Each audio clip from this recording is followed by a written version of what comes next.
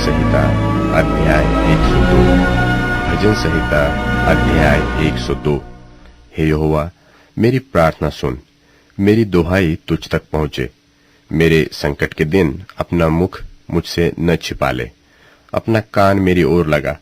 जिस समय मैं पुकारूं उसी समय पूर्ति से मेरी सुन ले, क्योंकि मेरे दिन धुएं की नाई उड़ जाते हैं और मेरी हड्डियां लुकटी के समान जल गई है।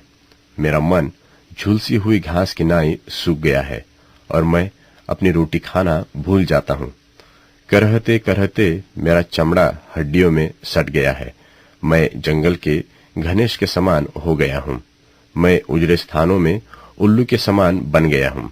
मैं पड़ा पड़ा जागता रहता हूँ और गौरे के समान हो गया हूँ, जो छत के ऊपर अकेला बैठता है। मेरे शत्रु लगातार मेरी नामधराई करते हैं।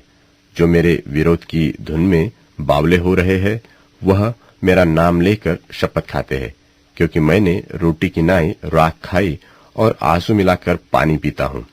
यह तेरे क्रोध और कोप के कारण हुआ है, क्योंकि तूने मुझे उठाया और फिर फेंक दिया है। मेरी आयु ढलती हुई छाया के समान है और मैं आप घास की नाई सूख चला हूँ। परंतु तू, हे यहोवा, सदैव विराजमान रहेगा, और जिस नाम से तेरा स्मरण होता है वह पीढ़ी से पीढ़ी तक बना रहेगा।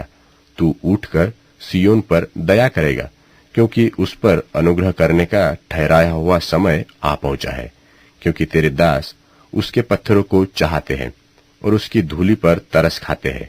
इसलिए अन्य जातियां यहोवा के नाम का भय मानेंगी और पृथ्वी के सब राजा तेरे प्रकोप से डरेंगे, क्योंकि यहोवा ने सियोन को फिर बसाया है और वह अपनी महिमा के साथ दिखाई देता है।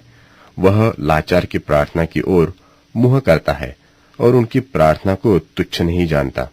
यह बात आने वाली पीढ़ी के लिए लिखी जाएगी, और एक जाति जो सिरजी जाएगी वही यह की स्तुति करेगी, क्योंकि यहोवा ने अपने ऊंचे और पवित्र स्थान से दृष्टि करके स्वर्ग से पृथ्वी की ओर देखा है, ताकि बंधुओं का कराह ना सुने और घात होने वालों के बंधनों को खोले।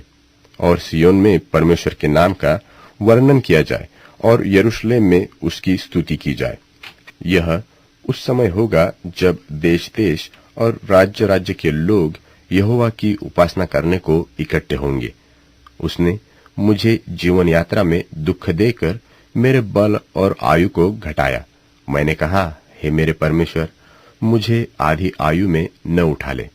तेरे वश पीढ़ी से पीढ़ी तक बने रहेंगे। आदि में तूने पृथ्वी की नींव डाली और आकाश तेरे हाथों का बनाया हुआ है। वह तो नाश होगा, परंतु तू बना रहेगा, और वह सब कपड़े के समान पुराना हो जाएगा।